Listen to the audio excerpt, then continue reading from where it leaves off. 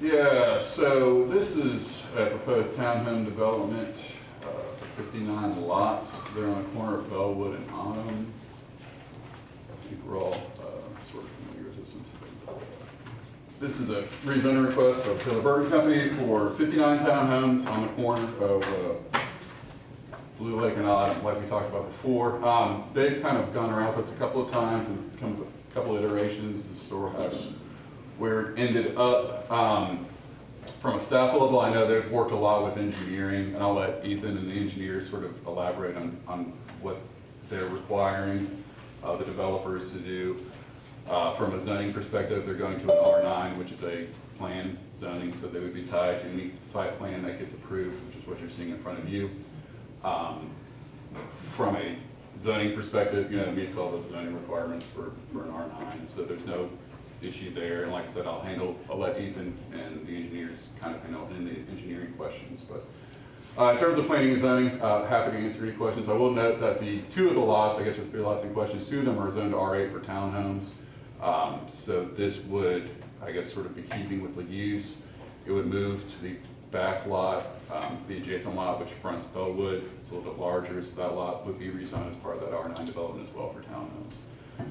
So that's where we are. Like the developers are here, they have a full presentation they're willing to give. I'm happy to answer any planning and zoning questions, and our engineering staff is here to answer any engineering questions as well as their engineer. Okay, thank you. Are there any questions from the commission?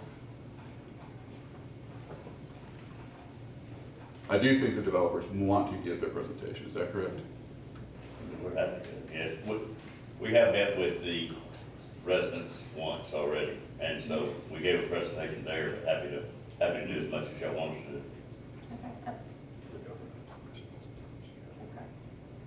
Okay, let's go questions first, since you've already had a meeting with the residents. Again, reminders, one at a time.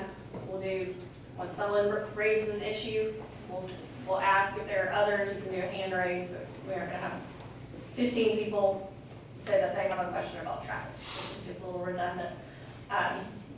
3 minutes, I'll give you a little wave. All right, so you raise your hand first, please come up to the microphone.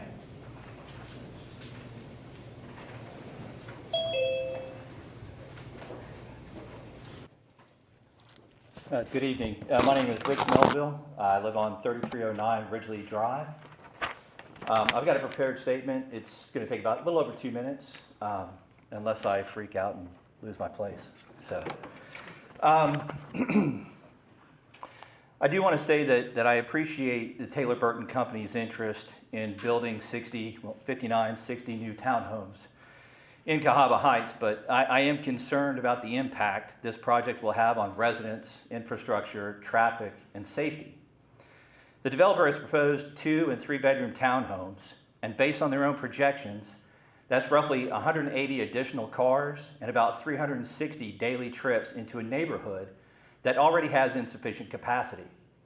The traffic study commissioned by Taylor Burton Company was limited to the streets immediately surrounding the site, and it did not address the broader impact on nearby roads.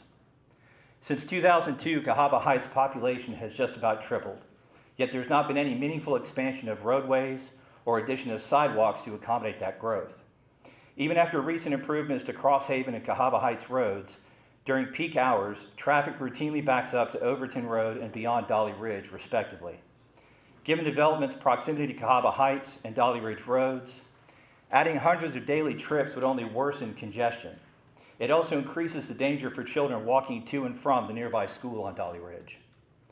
Like many of the streets in Cahaba Heights, Bellwood Drive and Autumn Lane do not meet the city's minimum road width standards, and they lack sidewalks. The narrow streets and Blind Hill pose a combination of safety risks for pedestrians, children, and drivers alike.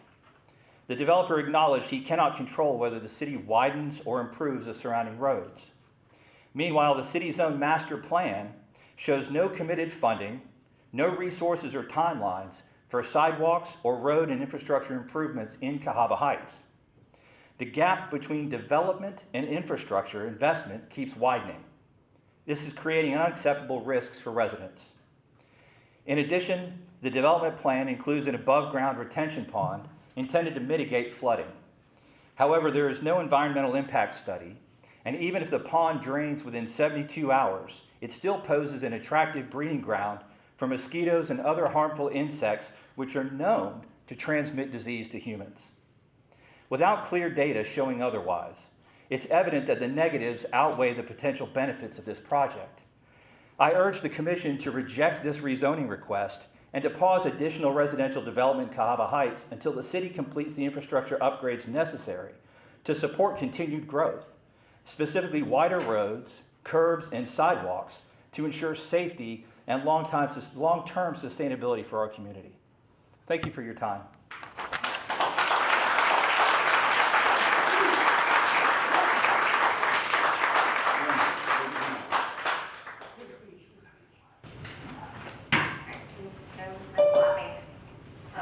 Keep it to comments. Okay, thank you. Yes, next. Yes, we hit on density, traffic, infrastructure, safety, and the retention pond. So maybe we'll just take it one at a time. If you had an issue with the density, can you please raise your hand?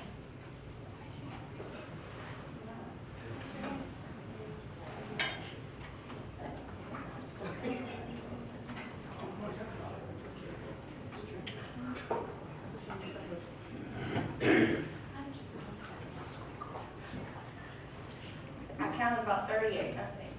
Anybody else get something different? There's more, but I couldn't make it right out. Okay, traffic. Let's do a hand raise, keep in mind.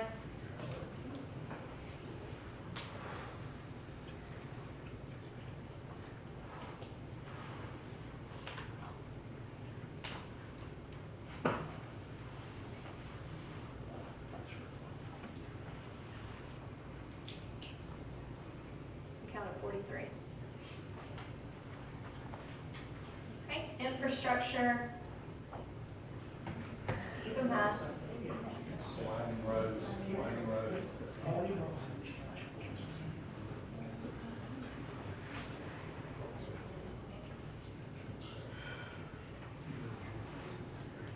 Got 43.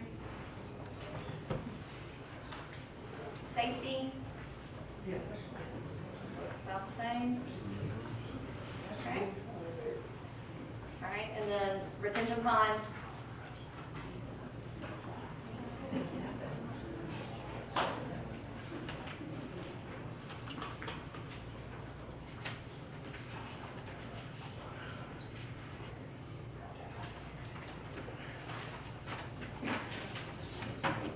Got about 38 left. Okay, are there any other issues than those 1, 2, 3, 4, 5 I just mentioned? Okay, please come to the microphone. Thank you. Hello, everyone. I'm Joe Moore. I live at 3137 Canterbury Place. I'm also the president of the Canterbury Place Homeowners Association. And one of the things that kind of straddling safety and dangerousness is the entrance and exit to this property align exactly, almost exactly with the exits from the back of our property. So you're going to be having traffic coming out of here, we're coming out of here, and more importantly, our alleys can be used as cut through to cross out. And we've had a problem with non-residents using this. And my question is, how is Vestavia going to prevent these people from cutting through our alleys to Crosshaven? Thank you for the Crosshaven project. It's made our lives a lot better. But still, the majority of our exit from our property to avoid the Crosshaven is to go out onto Bellwood. And right here on Bellwood, if you've driven down Bellwood, you know there's a sinkhole here. So the road, which is 12.6 inches wide, is only half a lane wide there if you don't want to bottom out. So my questions are, how do you help us prevent people cutting through our private property to get to Crosshaven, which we already have a little bit of now, but with 57 homes, how is that going to happen? Okay. That's all I have. Thank you. Conrad, is that alley, is that a private alley or is that? I believe it's private, yeah, so we wouldn't have any, Yeah, unfortunately, I don't think there's We don't have any. planning and zoning commission oversight over your private property since that I alley mean, is I would recommend private. putting up a no access sign or, Yeah. yeah. And, you know, part of this too is, you know, best practices of engineering have drives line up with each other as opposed to being offset. So offset leads to conflict when you drive, but, you know, when you have drives line up, then you get the four-way intersection essentially. So that's sort of how things sort of line up the way they do. Would you speak up, please? Yeah. Okay, Conrad was saying that from an engineering perspective, a four-point intersection, so leaving this property and leaving your alley in Canterbury, them being at the same place is safer than them being offset. Because you get a four-way intersection. So, okay, are there any other issues, new issues? Okay, please come to the microphone.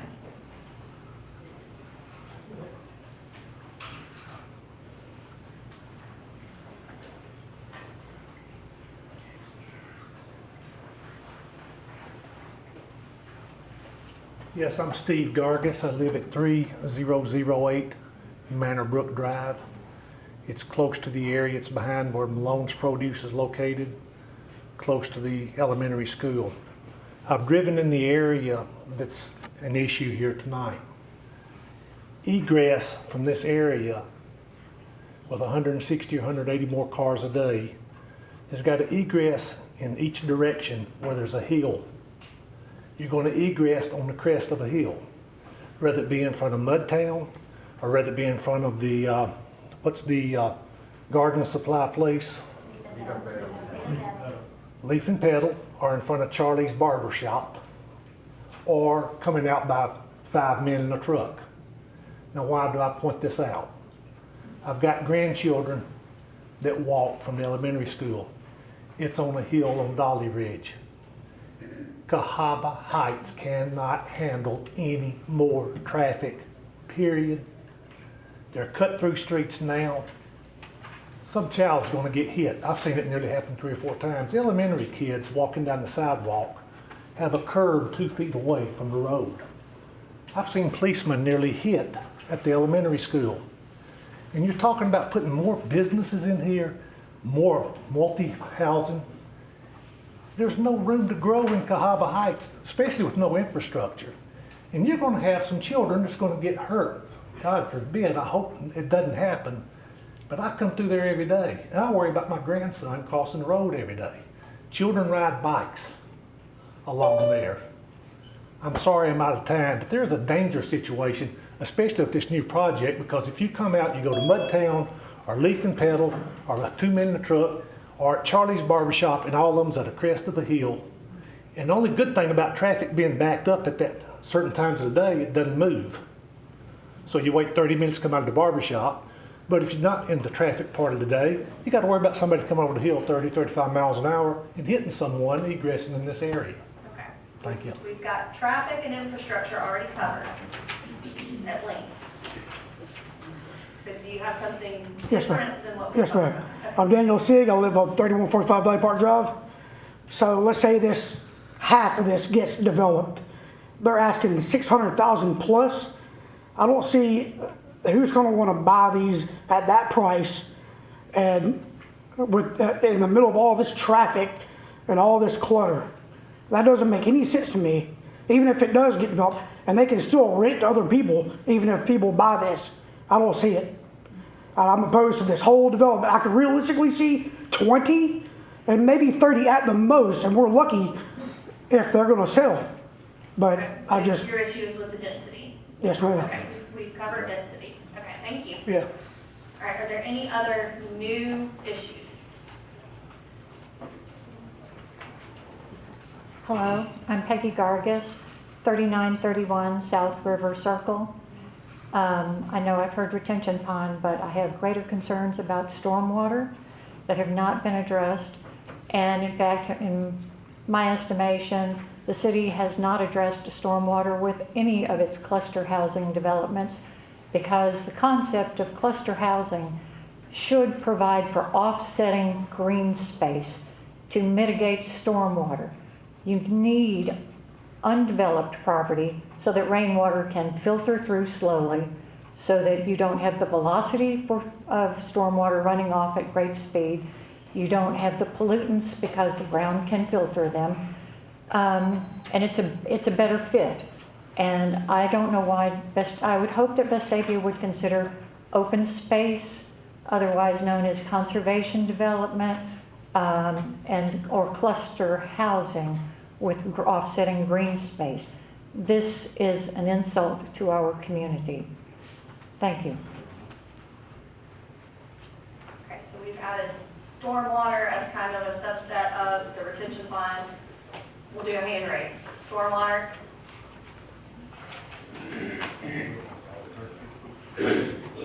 Can I just add something to that?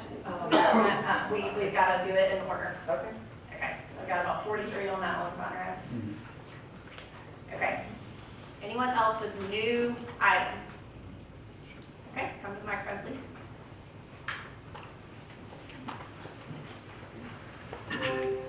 I'm Leah Satcher, and this is Jet Drummond, and we live at 3128 Canterbury Place. And Jet had a question that he wanted to start with about the playground that was in the plans. Can I play on the playground if we have one? Can we let the developer answer that one first, real quick? Sure. Okay, Okay, he said yes. Okay, thank you. And the other concern that we had was we do live on Canterbury, and we mentioned the alleys being a cut through, but with the walkability in the area. With the walkability in the area, the community plan laid out like a walking trail from the, kind of almost the elementary school maybe to the post office, or something to the post office. So I would like to see if this development does allow space for that walking trail to actually happen. I know that there will be sidewalks, and we welcome that. And it was mentioned at the meeting that the sidewalks were 5 feet. And when the sidewalk is up against the wall, it makes the usable space smaller. So if you do have kids learning to ride a bike, which, that road is where we do that, then it's hard to balance that with oncoming strollers and stuff. So just to consider having maybe a little bit more space in between the sidewalk and the brick wall. Okay, thank you. What? Okay, What is it? sidewalk plan, hand raise. Anybody else? What? No, that's it. No, thank you. 30.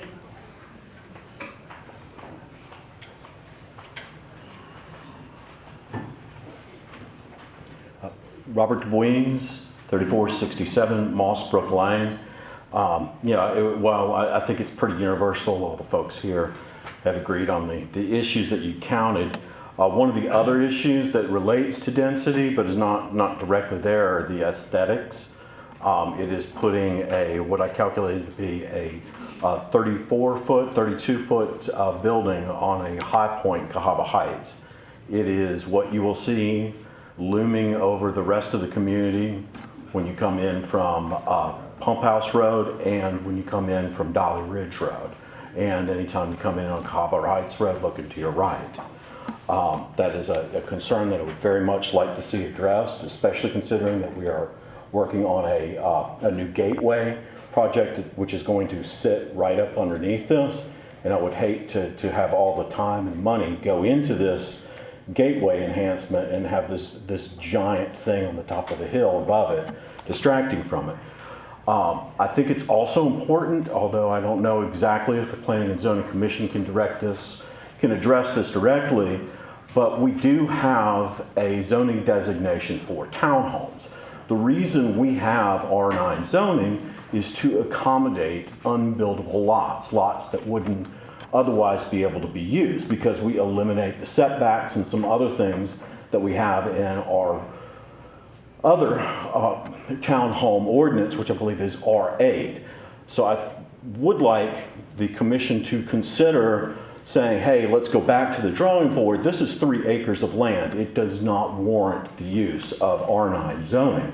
It should be submitted under R8 zoning and comply with those requirements. And finally, I have one other concern.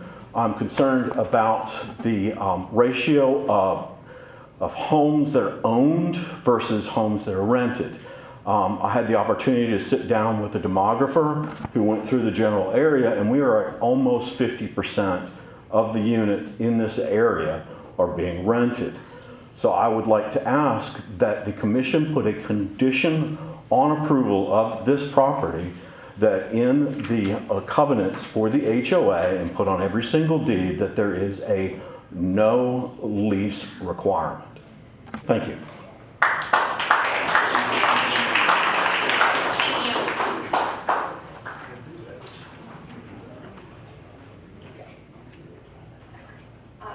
Okay, is there anybody else?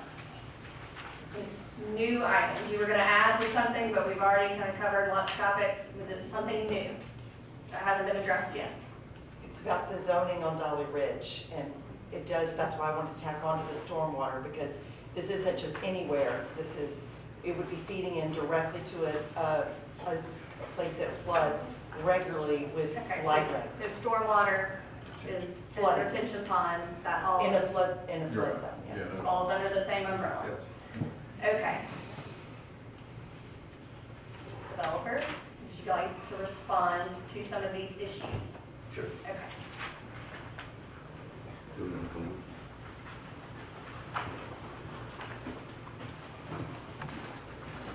So I'm Taylor Burton, 2428 High Bluff Road. And Joey Miller, 3 River Chase Ridge, MTTR Engineers, Hoover, Alabama, 35244. so let me start by saying we're home builders, we're part of the city, we like the city, we want to improve the city. So in reading Facebook, you probably don't see that, but a lot of that stuff I saw and decided I better show up tonight and talk to y'all because I am not that awful builder. I'm a guy who really does like the city. We came across this property, we're building some townhomes across the street, and just kept seeing a for sale sign on a pretty dilapidated piece of land. There's a couple of houses still on it, and there's several buildings and a lot of kudzu and rough area. So we started talking to the people about buying it, and we would have loved to have presented y'all tonight a 30-unit townhome development, maybe even a 40-unit townhome development, or possibly even a 30-unit single-family residential home development. That's what we do, and that's what we love. We do a lot of townhomes as well. We have for 20 years, so in a lot of different areas. But when you get into something, it becomes a math equation, and our first proposal to buy this piece of property was doing maybe 30 townhomes. And we basically doubled in what we were asked to pay for this property, and basically doubled our townhome project. So that's where we are tonight. That's not anybody's fault. It's a really good thing for the city of Vestavia. To have high property values is a really good thing for all of us, and I love that. But it's a hard thing when you're a builder and trying to buy something and make it work. So what we came up with that does make numbers work is the proposal you're seeing here, which is 59 units. We started out at 67 and have come down to 59, and we think we've got a piece of property or a development that enhances the community. The houses are about 32 feet tall. I don't see that at all as a distraction coming into the city and seeing the view of the houses. As far as improvements from traffic and safety, every development we definitely increase the road on our side. We definitely create a sidewalk on our side. So all the way down Autumn and all the way down Bellwood, we would have sidewalks, curbs, and an increased road width on our side of the road. We can't do the other side of the road, but we can work with the city. And so Lori Beth, I might get her to speak to that in a minute, but what happens when you work with the city and what happens when you invest in the city is you get some results and some relief on narrow roads. It's a real interesting thing. Vestavia annexing Cahaba Heights years ago left Vestavia, the city that I've been in all my life, with a lot of narrow roads in Cahaba Heights that the county had put in over 100 years probably. And those narrow roads are tough to improve. They're tough to come up with resources to improve them. Development helps do that. And so right now there's a project on the books that hasn't been done yet on Pipeline Road to improve it, put sidewalks on it. We would be improving Bellwood, our side, and hopefully we would be doing everything we could do on our side to improve Bellwood. Hopefully be getting some city help at some point to improve Bellwood completely. Right now we're improving a piece of Bellwood and a piece of Autumn Lane on some townhomes we're building across the street. We have talked to the city about helping us widen both sides of the roads there. And that's what it looks like we're getting to do. So in the next few weeks, we will have from our property line on the townhomes that are existing to the other property line, we'll have that road completely repaved. Our side extended by 6 inches and the opposite side extended by 6 inches, we believe. Which gets it to a 20-foot road, which is what the city wants us to do. So it's improving that intersection to the regulations that it's supposed to improve it to. To me, that's what development does, and that's how it improves the area. To say don't develop it because of traffic, to me is complicated because it does back up to commercial on a lot of different sides, and it does have a lot of different other aspects that it could go. So it can go townhomes. It would be real impractical or really hard to turn it into a residential community.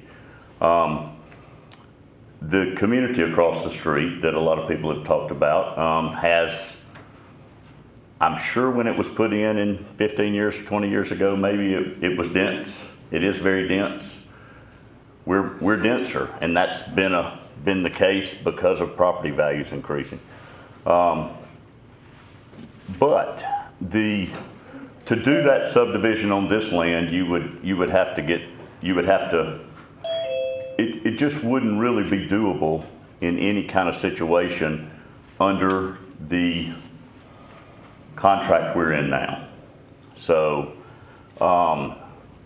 if we could get everyone to commit to it, to buy it, all of these people, and buy it at a cheaper price, we could do more. But you just can't make numbers work. It becomes mathematical, and you can't make numbers work to do it. So improving it, to me, helps in traffic. We help in stormwater. So let me hit that just for a second. Controlling stormwater and stormwater retention is a big deal in development. If Vestavia had done it for the last 100 years, or any city had done it for the last 100 years, we would have changed flooding dramatically. But new development improves stormwater. And this one in particular, we've gone 10% more than the city requires in holding in our pond.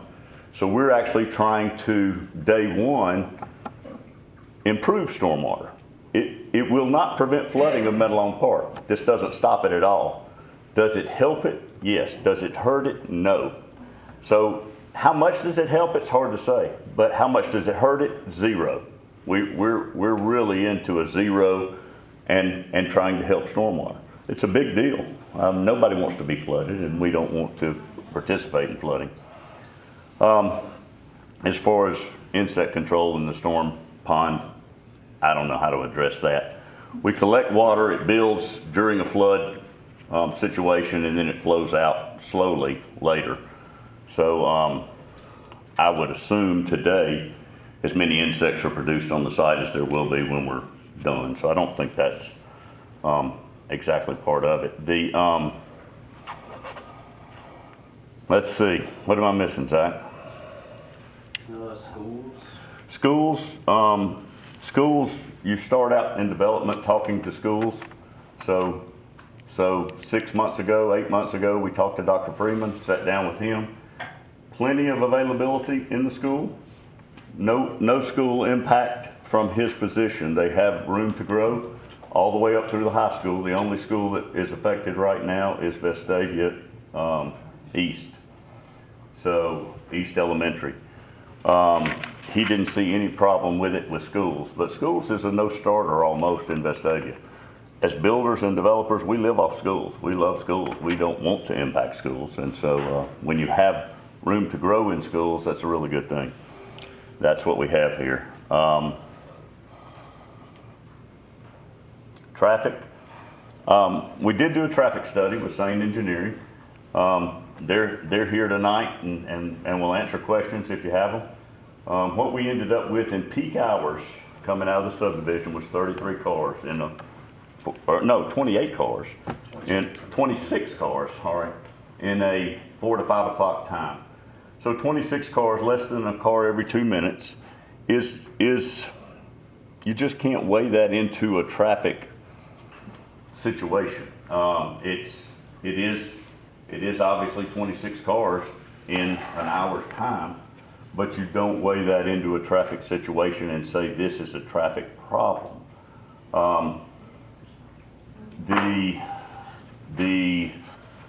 There's been a lot of comments about the 3 parking places per unit. We do provide 3 parking places per unit in these places.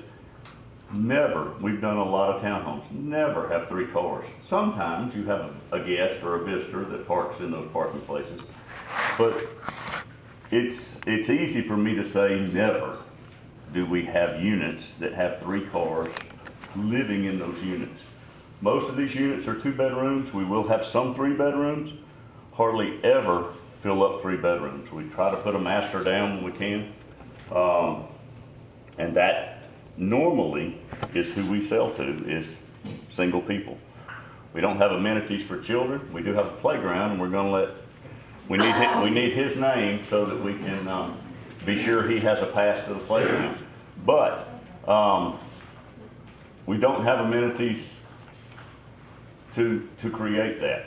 We will have a sidewalk all the way around the subdivision, all the way down Autumn, all the way down Bellwood. We hope to connect that sidewalk to a pipeline road sidewalk at some time. We don't own that land, so we don't have that. That's where the city could come in and help at some point. And my comments to a lot of y'all after the meeting were that when you do a development like this in a city, you do shine a bright light on this area. So there may not be, today there may be 0 city plans to improve any of this area except for pipeline. Once this is built and we have these sidewalks going and start making connectability to create this sidewalk in different places, I'm not saying it happens, but I am saying it does click up on the list of things to grow. So does that happen? Does that help? I don't know, but I hope so. And I think so. I've seen it happen time and time again in other things. I'm trying to think of questions. The gas parking, you got 33, you got 33 gas There was a parking question spaces. about R8 versus R9, and then there was, which you could address, go ahead and address that. I'll hit the R8, R9. For us, R9 is always the way to go in a large subdivision. We did South Bend in R9. It's 45 residential homes. You do it on small lots, on small parcels, typically infill parcels. For me, it gives the city a lot of control on what they decide. So today, that plan is all we can do. We can't do anything else. We can't change it. In R8, we can change it to a lot of different things. Is our density less? Possibly, but does that less density stop this project? Probably. But to actually create the R8 specs versus the R9 specs, the city can see your plan, they get all your engineering up front, they know what you're doing, and they accept that plan. R8, they don't. You get it changed to that zoning, there's zoning on it now, we could start some townhomes on some of it tomorrow, and basically just get permits from the city. Obviously, Ethan would disagree with that, so I would let him, and he would have some say-so, but he doesn't have the same amount of say-so in R8 that he does in an R9 subdivision. And that's a good thing for us, for all of us. There was a question, this is not a planning and zoning issue, this would be a developer issue about rent versus own. We can't do anything with that on the planning and zoning side, so that would be something that. I could comment if you want me to. I think that's just something you can discuss with concerned citizens later, but that's not a planning and zoning issue. Okay. Any questions from up here? I do have Joey Miller here as my engineer, and if you have anything that you miss or anything you need to say. The only thing I would add is there were some concerns about the stormwater, especially in new development. There's an actual requirement to have yearly inspections by a qualified inspector that's a third party that has to turn in these reports every year to, and that's part of the homeowners association, that they have a contract with a third party to inspect them. So it's just not, we're going to build upon and that's the end of it and it goes away and nobody thinks about it again. That's what, it's a good thing for the city, and we'll have a homeowners association that has some teeth, because all these are going to be private roads. They all have to, everything's got to be maintained by the homeowners association, and this is just part of it, part of the infrastructure that the monthly dues for the homeowners association is going to pay for. And so that's one of the things that I definitely think needs to be brought out. And the other is that we've actually made the pond 10% bigger. Now, it isn't going to really dramatically affect the site drainage downhill, but once construction is complete, 10% less water will be coming off our site than currently comes off of it now for all the different storm events up to the 100-year storm. And so that's a design. It's part of the design. The only other thing I can think of that I saw that probably was that Charles is here and he can answer any traffic concerns, I guess. If you want to speak to that, Charles. This is Charles Cochran with Sane Associates. Good evening. Charles Cochran, 4104 Churchill Drive, Birmingham, 35213. I'm with the Assistant Director of our Traffic Engineering team at Sane Associates, and I conducted this study. I'll address the comments. I know people were concerned about the size and scope of our study. I agree that it is a smaller traffic study, and that's by design. Usually traffic studies are commensurate with the size of the development. And for traffic studies, we're looking at trips generated. In this case, we have 26 peak hour trips in the PM peak hour. Typically, traffic impact studies are only required if there's over 100 trips in the PM peak hour. In this case, we got a quarter of that. So a situation like this, either no studies done at all or smaller studies done, and that's what we've done in this case.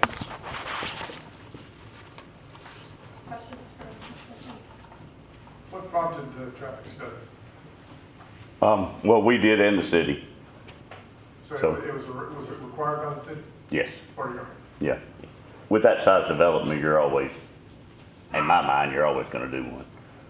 One other thing I did want to mention, somebody talked about environmental impacts. We will, of course, have a phase 1 environmental before we start this development, and if they find anything, and most of these old sites do find lead and that kind of thing around the buildings, then you go to a phase 2. So there will be an environmental study done. We haven't done that yet. We don't own the land yet, so that will happen. Are you doing that before you close or after? After. from a density standpoint, it sounds like it's a huge concern. Is there any, where you're sitting right now is where it's gotta be, mathematically to make it work? We've looked at that hard. We do think we could reduce it some, but some is very, very small. So we looked at different buildings and could we take a unit out? It's not, the matter is not taking a unit out, it's can we take 30 out? And we can't. So we think we could take 6 more units out and make these numbers work. But to do that, without telling you a whole lot about it, the contract we're in has a number that we needed to hit. And so we would have to go back to them and talk to them about it reduces the contract if we reduce more. So that's the problem we have today with doing it. We can do it. Does it stop the development? Maybe, and maybe not. We don't know. But try it. Okay. I'd like to hear from our engineers. Okay. That would be a good time. Yeah, our city engineers.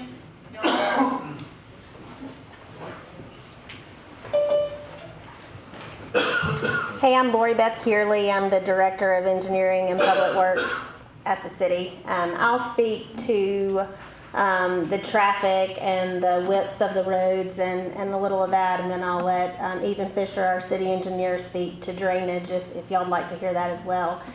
But as Taylor said, our engineering review identified several off-site infrastructure improvements that we would require the developer to build as part of this project. Those were the sidewalks for the entire frontage of their property, and then also the roadway widening. So as has been said, these roads were built when they were in Jefferson County. If there were standards, they were nowhere close to what engineering standards are today.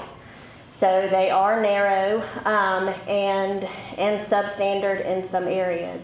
What engineering tries to achieve is a 20-foot width section of pavement. For a low-speed residential roadway, that allows for 2 10-foot lanes that 2 vehicles can comfortably and safely pass one another. So in a situation like this, that is the 20-foot is what we are working toward. If we can get more, great. But what we require of developers, and this is consistent with what we've done for other, what we do for other developments that have this type issue, is we require the developer to control what they can control and widen half of that needed width on their side. So what the city does then is when we come in with future roadway projects, future paving projects, we work to get the rest of it on the other side so that then you have that full 20-foot width. So, that is how we use paving and other roadway projects to improve intersections, to get those wider roads where we can. In terms of the sidewalk, while we don't have anything funded at the current time, there are some long-range documents that definitely pertain to this area. One, in terms of sidewalks, is our sidewalk master plan. So that has been updated within the past year. And on that master plan, the Pipeline Road from, I think it was referred to earlier as the Gateway there at Dolly Ridge, it includes Pipeline Road, it includes Bellwood Drive, it includes Autumn Lane all the way up to Green Valley, and then extending to Green Valley so that you have a full connection all the way through there. So this development accomplishes a lot of that master plan work, and so the city would then, as funding is available, be able to build on that. So the master plan doesn't just call this out as a future segment, it identifies it as a priority segment. So we have about 6 or 7 segments on that master plan that are identified as priority. So that has already been identified, and we have already started some conceptual feasibility studies for this area. So we've already looked at Pipeline Road from Dolly Ridge and up through these areas, talking to stakeholders, talking to the different entities that would be impacted to see if there's support, and everything has been positive and supportive thus far. So we already have some conceptual plans that we're building on and would hopefully be able to implement those in the future. So while there's not a plan on the books, it has been identified as a priority, and there is some conceptual planning in place. So I think that speaks to traffic. I actually have a question for you. You mentioned the master sidewalk plan, which I also referenced when I spoke. And what's the disclaimer that's on that master plan? Can you repeat that disclaimer for everybody? If not, I'm happy to paraphrase it. You can tell me and then I'll speak to it. No funds have been allocated or committed, and there's no resources committed. There's no deadline. It is, for all intents and purposes, akin to free beer tomorrow. Okay. The difference is it's been identified as a priority segment. Again, with no funds. We've got to keep it in order. And Ethan?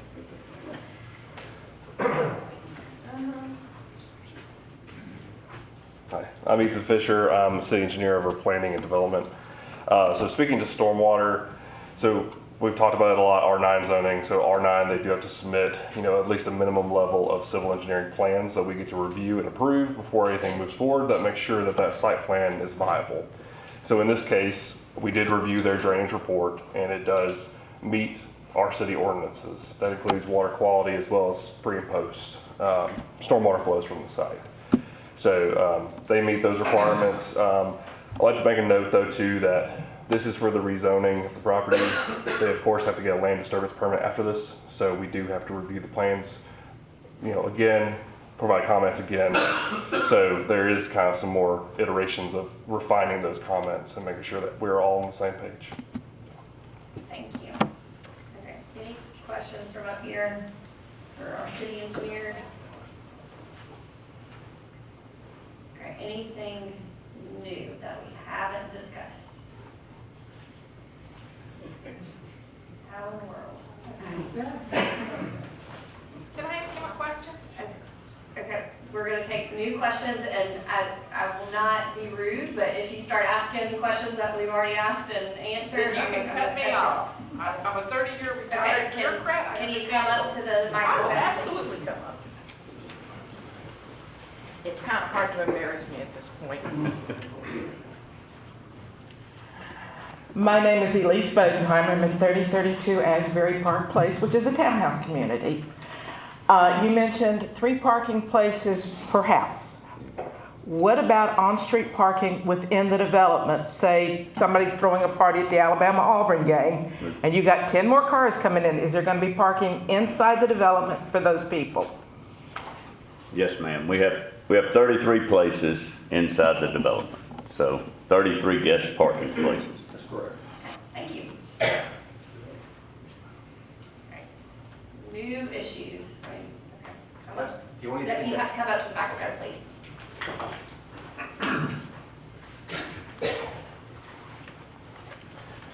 So I live on Bellwood Drive, 3172. So we just, Your name? My name is Antonor Ludwig. On Bellwood Drive, we have 3 kids, 6-year-old, 10-year-old, and then we have a 13-year-old. My biggest concern is just, if one of, the intersections that people will take when they live there will be from Crosshaven to Leave and Pedal, it's really dangerous there. Right now, I would ask my wife, don't go there because it's just dangerous. So I just want to make sure, I know it's traffic, but it's really safety. Yeah, we've talked about traffic and safety. Yeah, but how will that be addressed? Because right now, I think, that's my biggest concern there. Okay, thank you. Okay.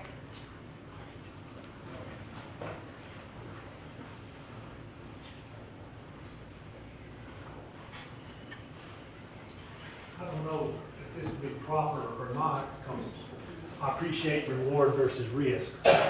From a safety of the children's Can standpoint, you come up to the microphone, please? to the builder's profit, and I respect that. Please state your name and address. Steve Gargis, I talked earlier. But I'm addressing this more to the council. Everybody in here wants to see their property value improved. The city wants to see property value improved. The gentleman here wants to improve the property. He wants to make a profit. I understand and I appreciate that. But who determines the amount of the profit, the size of the profit, or the size of the increase in property value? And my question is this. There's 4 lots that you've purchased or have a contingency to purchase. Vacant lots are rare in Cahaba Heights. Y'all know that. There's a vacant lot. You see a for sale sign that's sold real quick. It brings a premium.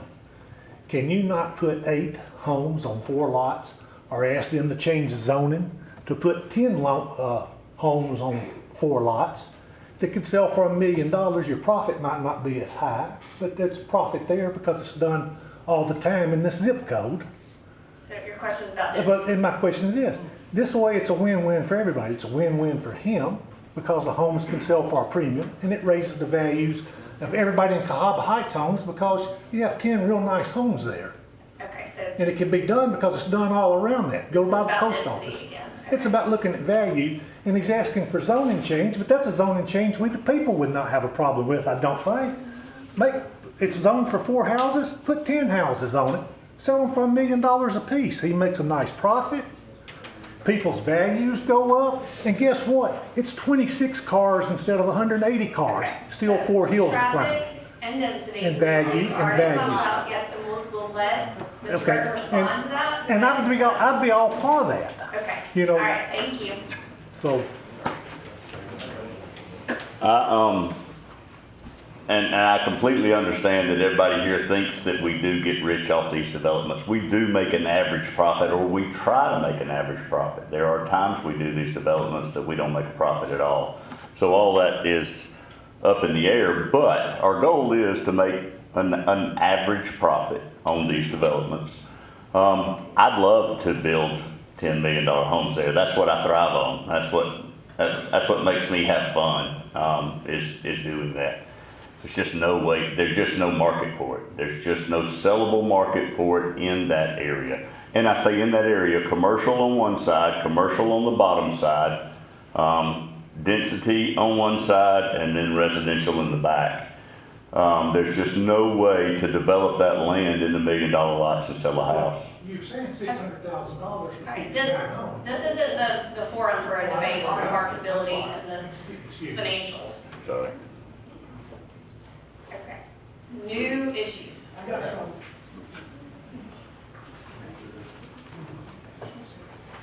some. I'm Jim Diggle. I live at 4056 White Oak Drive. Me and my wife Best own the piece of land at 3132 Bellwood Drive. Our question is, can y'all do a better job of enforcing present zoning on the Bellwood properties? It's pretty obvious there's a lot of debris and rubbish there. It's not in keeping with Vestavia Hills. There's actually debris on my land that I could probably do more to help, but I'm pretty sure my neighbors could do a better job too. The abandoned properties there are not fitting for the neighborhood, the community deserves better. Maybe if y'all wrote some letters. We're gonna limit it to this rezoning right now. I hear you on your concern with neighboring properties. We have other methods of addressing those issues that we can discuss later, but this discussion right now is limited to this piece of property. Thank you for hearing. Thank you. Yes.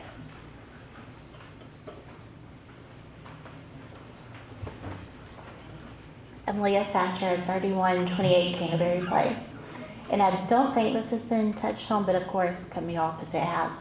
With the community plan for Cahaba Heights that the city adopted several years ago, and it had the proposed cottage home development, but it had the entrance and the exit facing the existing commercial properties instead of having the traffic pointing, like all the headlights pointing into the residents' homes. And, you know, I'm not one of the ones in the very back of our neighborhood. I don't know if we have anyone here from the very back of our neighborhood, but I do know that, you know, when they bought their house, and of course there's always changes, but since the community plan the city published and still has on the website shows the parking, or shows a development of cottage homes with the entrance and exit on Bellwood instead of on Autumn, I think that would be, I think we would prefer that instead of having a negative impact in our backyards and our dining rooms and stuff. Thank you. Thank you. Ms. Burton, do you have anything to add to that? We actually started with a plan with an entrance off of Autumn and an exit off of Bellwood, and topography and sight distance just killed us on that plan. So it didn't work. We did think that was desirable, but it just didn't work topography wise. Okay. Right, yes. Daniel C. here again. My concern also is privacy. So a few of the houses that in the backyard that will be facing this development. You talked about a retaining wall, but I live on that 3100 block on the lower half. I can hear Cahaba Heights kids playing ball. So if you have a party at the two-story and people are being loud, you're not going to have much privacy as far as noise. And a lot of people have kids that try to sleep and go to, I mean, it's just a very major concern as well. I want to bring that to your attention. Okay, thank you. So, you're welcome. Okay.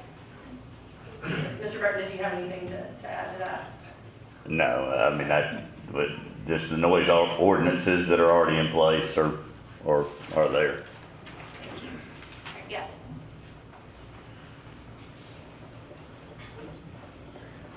Mark Newman, 4035 Idle Lane. I apologize, I don't recall exactly what the current zoning is on this, but from what Mr. Burton indicated, it sounds like he's trying to match it to the price that he was paying for the property. I would say match the development to what the zoning is. And if that means the seller has to accept a lower price to fit that many houses in there, then that's what should happen. Okay, thank you.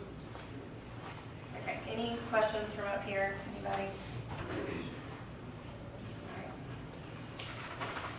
All right. Yes, ma'am. Yeah, come up to the microphone, please.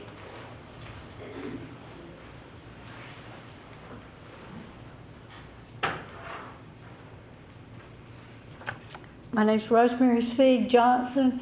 I live at 3145 Valley Park Drive, and my property will back up to this property. But I have a question because every day I drive on Autumn Lane. If I understood what you were saying about widening the road and putting sidewalks on Autumn Lane, is that correct? Autumn and Bellwood. Where are you going to do that? Because it's already the property, the people that live in the neighborhood, just the property goes right up to the road. So how are you going to make it wide, or are you going to go into people's property? So what we do as a developer is address our property.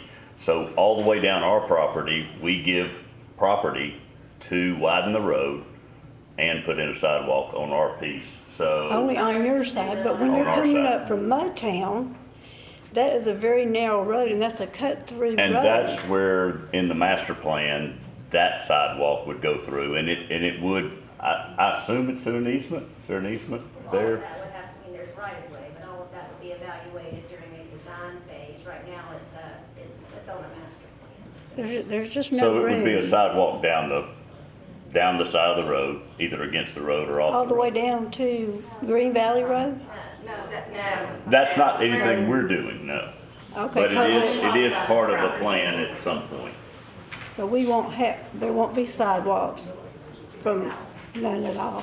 And then I've lived there 50 years, so I enjoy going in my backyard, drinking my coffee in my pajamas. So I want to see this big 32-foot building with people looking down. That is not very aesthetic at all. Thank you. That's all I got to say. Okay. Anybody else from up here? Okay, do we have, yes. A new question. Yes, a new question, I do believe. If we haven't been allowed to address the old questions. My name is Stephen Ginn. I live at. Okay, hang on. Audience, please remain quiet so we can hear. My name is Stephen Ginn. I live at 3184 and about to Bellwood Drive, and about to move over to 4101 Autumn Lane. Coincidentally, both roads that are affected. I think one thing that hasn't been addressed is property value. We have just bought a new home, as I said, on 4101 Autumn Lane. There are 5 directly across. He knows the area because I live right across from his current development.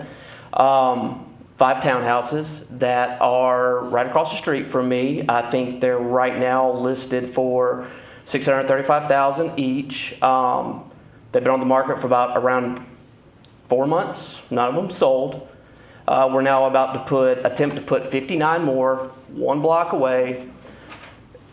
So we talk about increasing property value. Well, are these houses, what are they going to have to drop in value? And what happens if these townhouses drop in value? Because right now, the 5 that are there are not selling, and they've been on the market for about 4 months. I don't know if they've had any interest. I don't know if they've had any bites, anything like that. But what I do know is they haven't sold.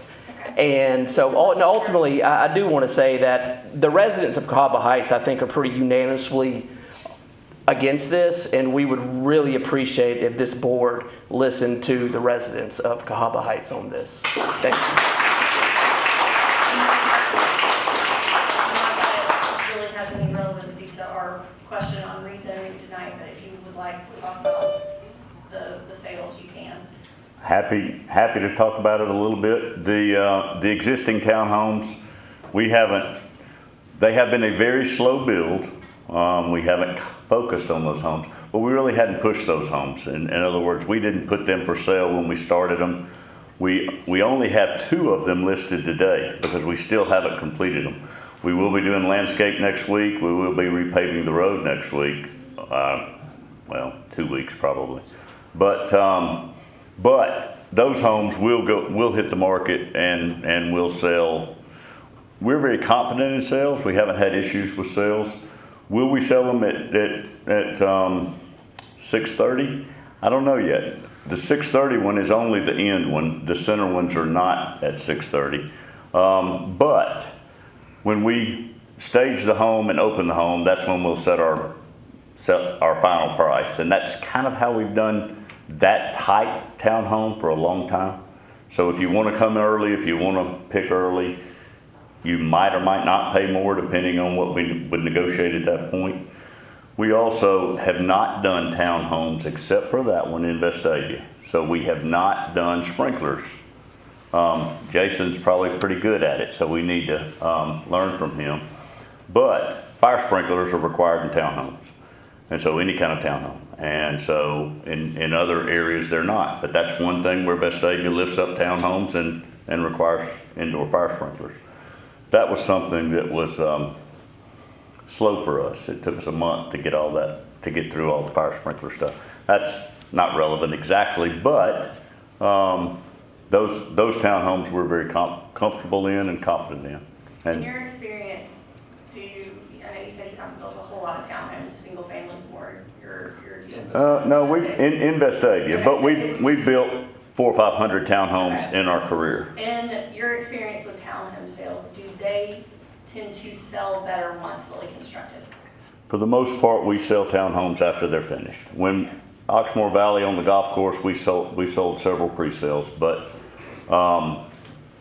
standard townhomes for us, we typically get them finished and sell them. Okay, thank you. Okay, are we ready to? All right. Okay. New planning and zoning issue question on this property. It's a question about the traffic study. Okay. Hey, hello, I'm Megan Brazier. I'm at 3300 Hiller Drive. I'm just here to oppose everything as well that everybody has said. But on the traffic study, what time was it? Because I know as a mom leaving, we have tons of people coming through Cahaba Heights as a cut through. So from probably 7 o'clock till after I'm taking kids to school and going to work, and then depending on when it was coming in, when kids are getting out of school and they're walking, and then you have tons of people coming in. So what time was this traffic study done? Yeah, so the study was talking about projected trips mainly, but we did collect traffic data out there, and we found the peak hours to be 7:30 to 8:30 in the morning, and 4:15 to 5:15 in the afternoon. So what time was it, Donna? What time was the traffic? So they looked at morning peak hours and afternoon peak hours. You said 7:30 to 8:30, and then 4:15 to 5:45. But you only saw, sorry. So are you studying the road that's on, or actually how it affects people coming and going into Cava Heights? Because I know probably a ton of residents here. I mean, I'm trying to go to Liberty Park Middle and I can't get out. So you're adding all these homes plus traffic. So I'm just confused on that traffic study. So. 26 cars, I think, was the total addition. And so that's the impact to the area. 2.5 cars a minute. Not just. In those peak hours, In the peak it's hours. 26, and when you get to 100, you go to bigger studies and wider studies. So if it were 70, we would have probably wanted to go to a higher study, just to see what it does. Can you talk about what the level that trips major improvements, what that number is in terms of the city? Yeah, so Ethan Fisher again. So typically our regulations state that if we see a development that's going to generate 100 trips or more, then it could trigger a traffic study. Really, it's up to the city engineer's discretion. So this is one of the ones where we noted that it was a highly populated area. We wanted to go ahead and get some sort of traffic analysis. So I think some of this, and Charles may speak to this better, is more of a level of service question about other roads and how this affects other roads and adding these cars to them. So I think based off of how many access points was noted in the study, this doesn't necessarily weigh down or affect any road any more than it already kind of is kind of the general idea. So Charles, you want to add anything to that? But. Okay, new questions. It's kind of about that study. I really just want to address the commission if I can. And I definitely don't want to break the rules. I want to be respectful. So Rich Melville, 3309 Ridgely Drive. So you mentioned the study, you actually had somebody out there monitoring from 4 to 5, and you called that peak traffic, right? Not quite. Yeah. But that's when you were out there observing traffic? Hang on.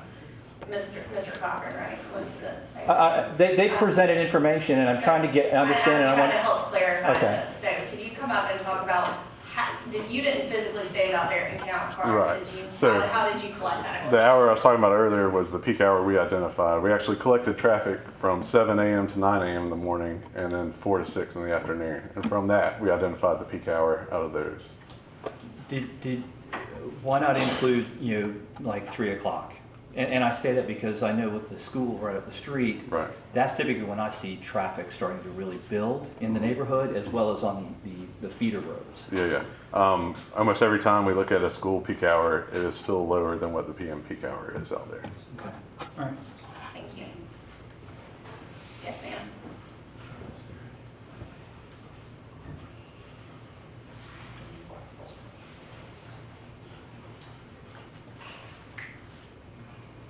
Peggy Gargis, and I'm sorry, but some of us do need to have more clarification or maybe more simplification. I have been to so many regional planning commission seminars, workshops, etc., because my neighborhood was threatened by 2 god-awful projects. Therefore, I became acquainted with the Regional Planning Commission and the county's stormwater. So I've become acquainted with some of those things, but just as a layman, one thing that Regional Planning Commission did for us was to simplify traffic counts.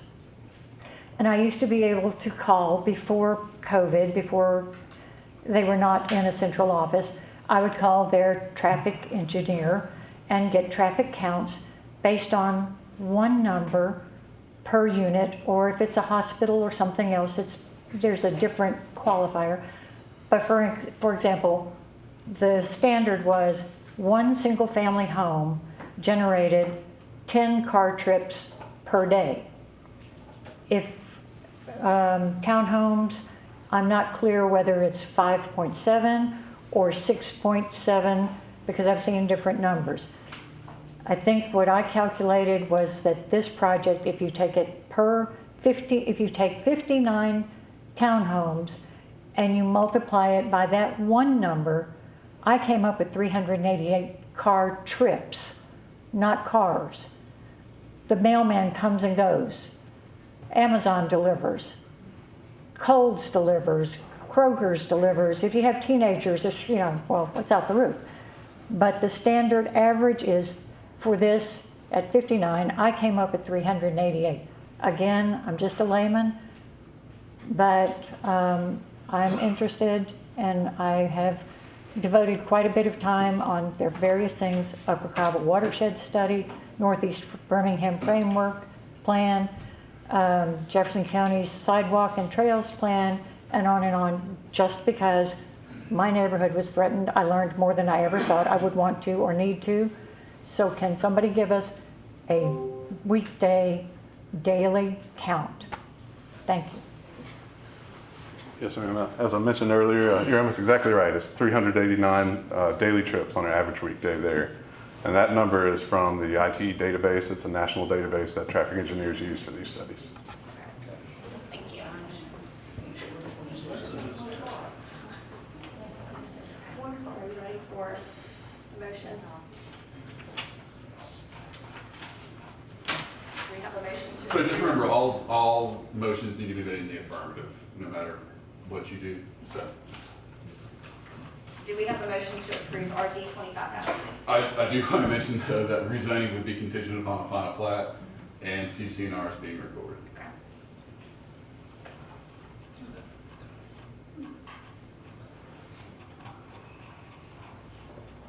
I'm not hearing a motion to approve. Well, we got a motion, just sort of move along. Somebody want to make a motion? Motion to approve. Okay. With the conditions. With condition upon final site plan Site approval plan, and final covenants. plat, CC&Rs. Yes. Go first. I think David was first. Yeah, I got first. Yeah. I need second. David. Did I hear the motion again? The motion is for RZ-25-9 to approve the rezoning from Vestavia Hills R4 and R8 to Vestavia Hills R9 for this specific site plan. And it is conditioned upon final subdivision plat approval, final site plan approval, and covenants and restrictions approval. Follow up So on the. we've got a motion on the table right now, so we've got to address that. It's pertinent to the actual motion. That we can't take any more questions right now. I would just like to know who reviews, does that come back for review? That's what I'm trying to. It all has to be approved through the normal city channels. So Conrad, can we get a vote, please? Mr. Farrell? Yes. Mr. Romeo? Yes. Mr. Blackenberg? Yes. Mr. Maloof? Yes. Mr. Sykes? Yes. Chairman Cochran? Yes. Okay, that's all for tonight. Thank you, everyone. So just to give you a heads up, when this comes to council, you will get a new notice. So that's probably, I think that council meeting will be the end of Thanksgiving, or excuse me, the end of November, around Thanksgiving is when that council meeting will be. So I think that council meeting is the Monday before Thanksgiving. I think is probably when this will be heard. But check back and you'll get new notices.